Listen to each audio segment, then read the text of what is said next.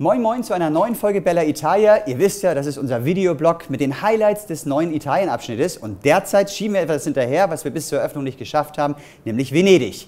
Man sieht zwar hier noch nicht ganz so viel, drumherum ist einiges entstanden. Hier in der Mitte ist aber noch ein freies Feld. Das ist der Markusplatz. Und das wird natürlich das Highlight unseres kleinen, ca. 9 Quadratmeter großen Venedig-Abschnittes. Und da sind wir in den Werkstätten an allen Ecken und Enden am Basteln, unter anderem auch am Dogenpalast. Und wie der entsteht, das seht ihr jetzt.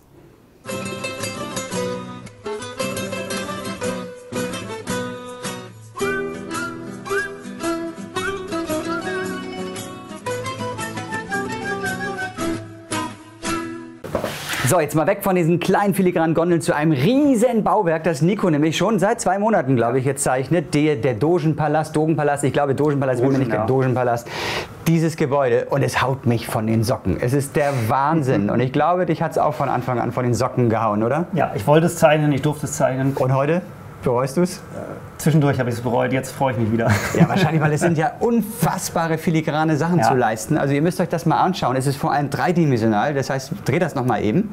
Ne, guck mal, du siehst hier tatsächlich, hier sind die Gänge und so, diese Vorsprünge und so, wie viele Steinchen sind das da oben? 20.000 Ziegel in dem Mosaik. Ja. Und die hat er bestimmt alle einzeln gezeichnet, ne? Ja, sicher. Ja, und wie lange hast du dafür gebraucht? 2 Wochen.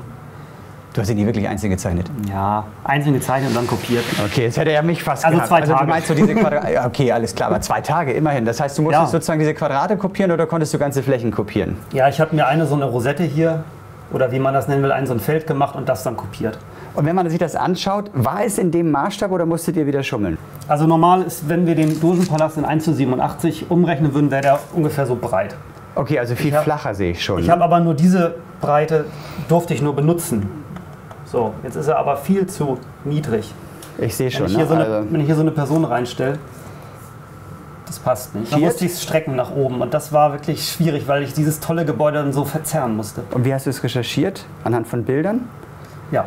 Und erst alles recherchiert und dann angefangen umzusetzen oder macht man das so zwischendurch? Ja gut, immer wieder auch ran, ja. Aber erst mal geguckt, was ist wirklich wichtig an dem Gebäude, was will ich zeigen. Ich muss auch viel weglassen, sonst schaffe ich es gar nicht. Und wenn ich das ehrlich gesagt sehe, wir sind noch mal perfektionistischer geworden, oder? Ja. Ist nicht irgendwann eine Grenze erreicht? Ich finde, das ist schon sehr nah an der Grenze, ja. Also, weil, ich wollte dich eigentlich fragen, welches dein Lieblingsmodell im Wunderland ist. Ich glaube, das bräuchte ich nicht mehr zu fragen, oder? Nee. Weil das ist, glaube ich, nicht mehr zu toppen. Also das wird Fatih sehr, sehr schwer umsetzen können. Und ich denke, wir sollten mal schauen, weil es geht nämlich demnächst los. Ja, ich habe ein bisschen Angst. Du bist fast fertig, oder? Ich habe ein bisschen Angst, dass er schreit wieder. Ja, schreit er mal so viel? Ja, weil manchmal passt was nicht. Oder beim Fräsen, das kann man eben nicht immer so beeinflussen. Und dann gibt es richtig Ärger. Na, wir fragen ihn gleich mal. Ja, heute ist Überraschungstag. Ich bin völlig überrascht worden, denn ich dachte, Fatih erzählt mir jetzt, wie er anfangen möchte. Er hat schon angefangen und schaut euch das mal an, wie weit er schon ist. Darf man das in die Hand nehmen? Ja, vorsichtig. Ansonsten muss es normal bauen, ne? Ja, er ist schon richtig weit. Ihr habt gerade die Zeichnung gesehen und hier sieht man schon, unheimlich viele von den Säulen sind schon fertig und er lacht noch. Ja, noch. Oder ist er schon vergangen? Ja, noch lache ich. Kann dich sowas zur Verzweiflung bringen, wenn man so viele gleiche Teile bauen muss? Ja, es verzweifelt manchmal, wenn die Teile einfach nicht passen. Und dann schreie ich manchmal ein bisschen rum. Nico sitzt drüben, der hört das dann. Der kommt dann rüber und guckt, versteckt sich dann ganz schnell wieder. Aber ich beruhige mich dann auch ganz schnell. Okay. Wärst du Modellbauer geworden, wenn du gewusst hättest, dass du solche Aufgaben kriegst? Wahrscheinlich schon, ja. Das bringt ja schon Spaß. Ne? Also man verzweifelt manchmal, aber es ist ein schöner Job. Und ist das Schwierigste an dem Modell? Das andere sozusagen zusammenbauen, ja, das kann ich, aber und das ist das Schwierigste. Ist das die Herausforderung, die Verzierungen? Ja. Musst du improvisieren? Da muss ich improvisieren, ja. Das Figürchen oder wie machst du das? Dann nehme ich Figuren, schneide da irgendwas ab, Köpfe und lackiere das dann neu. Und Manu hat auch schon losgelegt? Manu hat auch schon losgelegt. Ich finde, das gucken wir uns mal an. Sag mal, Jesko, hast du was schon von dem Bau? Ja. Dann zeigen wir uns das jetzt mal und wir gehen rüber zu Manu und schauen mal, wie weit er ist.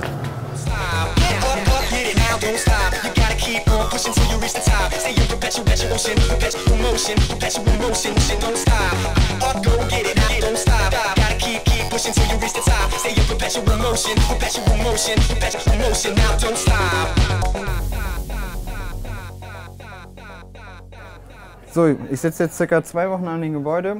Die Grundmauern stehen. Ein paar Sachen habe ich auch schon lackiert. Vorne die Front und den obersten Gang habe ich auch schon geklebt und lackiert. Und jetzt würde ich hinten mit der Fassade starten. So, ich habe hier die beiden hinteren Fassaden Oben ist Mauerwerk, wie man sieht, und unten ist es weiß. Und wie das im Detail funktioniert, zeige ich euch jetzt. So, ich habe mir jetzt hier 8 verschiedene Pigmente angemischt. Das ist so ein hellbraun, mal so ein dunkles Rot bis hin zu schwarz.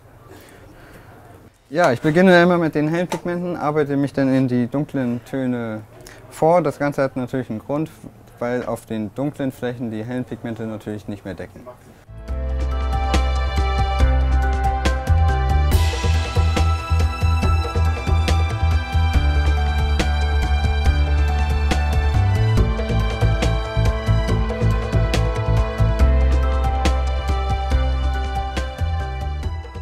So, um die Pigmente zu fixieren, habe ich mir hier Leimwasser angemischt und das sprühe ich da drauf, damit die Farbe da natürlich auch drauf hält.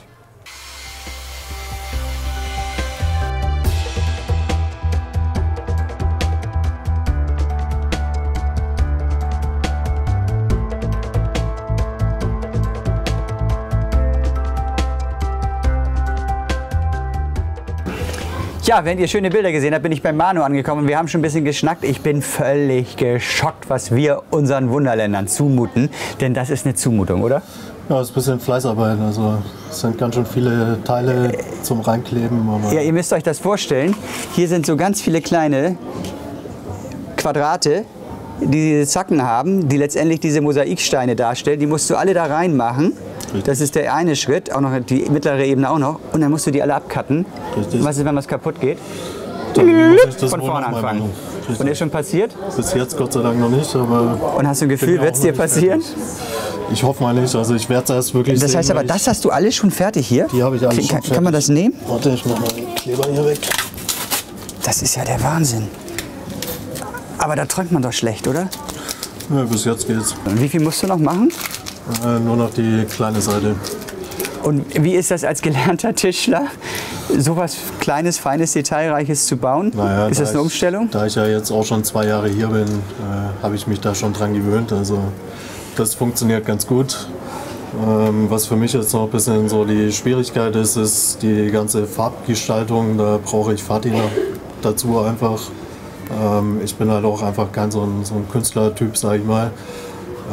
Die Jungs da drüben, die machen das jeden Tag. Wenn die irgendeine Farbe sehen, wissen die gleich, aus was es zusammenmischen. Und kam Fatih zu dir und hat gesagt, du, ich brauche mal Hilfe, ich habe hier eine ganz tolle Arbeit für dich. Richtig, so ungefähr war das. Ich habe Fatih gefragt, wie ich mithelfen kann, und dann hat er gesagt, könnte er mal mit dem anfangen. Ich habe da was. Ja. Das ist der blanke Wahnsinn. Also, das war's für heute, würde ich mal sagen. Wir beobachten weiter, wie es weitergeht. Ich finde, es war eine spannende Folge Bella Italia. Ich würde mich riesig freuen, wenn ihr beim nächsten Mal wieder zuschaut. Der Sommer geht langsam zu Ende, oder kann man das eigentlich Sommer sein? Vielleicht tauschen wir, vielleicht fängt ja jetzt der Sommer an und der Herbst war jetzt gerade vorbei. So fühlt sich das immerhin an. Und ich hoffe, dass ihr beim nächsten Mal wieder dabei seid. Macht's gut, bis dahin. Ciao, alles Gute. Ciao.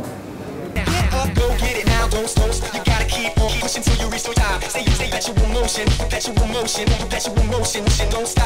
Get up, go get it now, you gotta keep on pushing till you reach the perpetual